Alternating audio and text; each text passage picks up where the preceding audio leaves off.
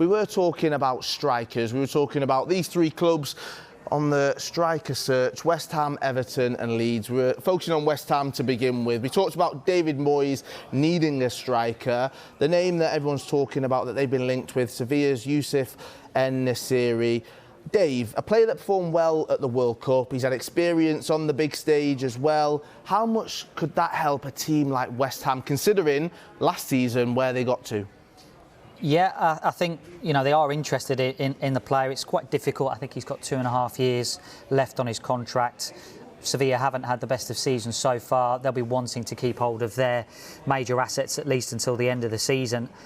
You're right. En-Nesyri had a big impact, significant impact for Morocco at the World Cup after that fantastic run. I think for David Moyes and West Ham, it just depends how much they're willing to spend at this point. As you pointed out, they spent a lot of money in the summer, and you would think that if they were to spend again in this window, it would be towards the lower end of the scale, given the fact that they spent so much in the summer. So it all really hangs on how much budget West Ham have got, whether Sevilla fancy doing business. But you're right, he has had big game experience. West Ham, they've got a lot of fixtures coming up now between now and the end of the season. It's a Jekyll and Hyde striker there, En-Nesyri.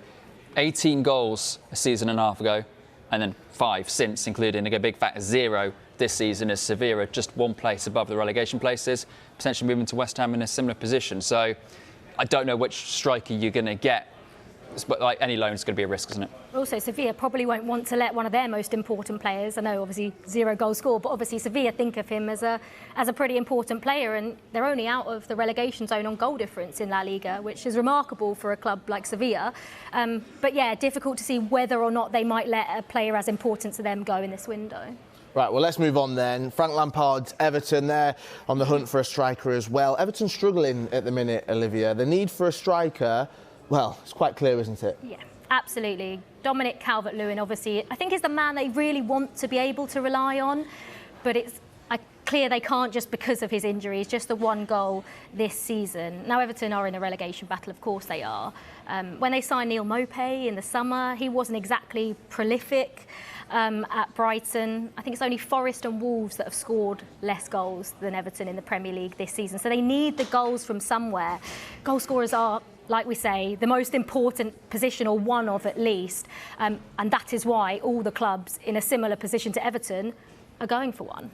I mean, looking at Everton, the battles last season towards the end of it, especially that final day, scenes of jubilation, they were extremely happy, of course, all of the fans, all of the players to stay and remain in the Premier League. But Anton, how important is this window in terms of not just securing their Premier League safety, but doing it before the last day of the season? It's absolutely massive. The tension around Everton at the moment is, well, it's palpable, it's huge, isn't it? And I think, look, Everton have invested. We've gone into so much detail previous windows about how much they've spent over the years. But in the last couple of years, Everton haven't really invested in their front line, and they got rid of Richarlison because obviously he wanted to leave. So it's a case of at the most expensive and kind of most important end of the pitch is where they're lacking sort of financially over the last couple of years, but also now in numbers and quality. So they need a short-term fix to help them with the Dominic Calvert-Lewin issue, but also it's a long-term issue going forward if they do stay up. Right, well, what about our third team then on the striker search, Leeds? They're closing in on the signing of Jorginho Rutter from Hoffenheim. Talks at an advanced stage now. Dave, Jesse Marsch, he's looking to bolster his options up top. They've been looking for a striker for a long time, Leeds. Striker and a left-back. They've already brought in Verbeer, who almost, well, I think he played midfield, didn't he, against Cardiff, and switched a couple of different positions, but striker's really the one for Leeds. They've been looking for a little bit of depth given Patrick Bamford's injury situation. Rodrigo, I mean, you look at his goals scored this season and you think, well, you know, he's doing really well, but I think some Leeds fans might question his impact apart from scoring, which is really important for Jesse Marsch and the team as well. I mean, this package, from what we're hearing for Rutter, is up to 40 million euros, what, 35, 36 million pounds. Leeds are really going for it in this window. The budget has been made available. It was there in the summer for a forward player. They've now identified Rutter as the one that can get them the goals and really fit into what Jesse Marsch is trying to do there. Right, well, January, it's never an easy month to do business, Anton. Even harder to get a proven goal scorer, isn't it? Yeah, interesting, Dave was saying about Leeds there. Obviously, they've identified their striker, but they're not breaking the model. They're not going in on loan. They're going for a younger player, backing themselves to stay up and backing themselves for good coaching to develop the players they have in the squad.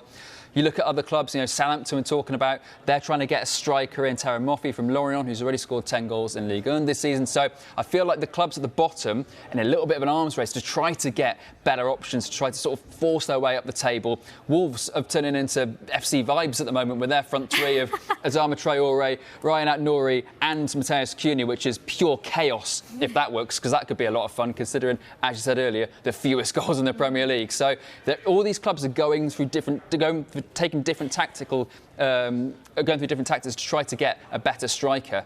I have no idea which one's going to be the best route. Well, no, but that's what it could come down to at the end of the day. That's how important this transfer window is for those clubs, because whoever signs a striker, if all of them do, it's going to be interesting the back end of the season. But if only a couple of them do, then you really feel for the club that haven't signed a striker in this window. Well, I'm sure the search for a striker will continue, not just for these three, but for plenty of other clubs over the next 3 weeks.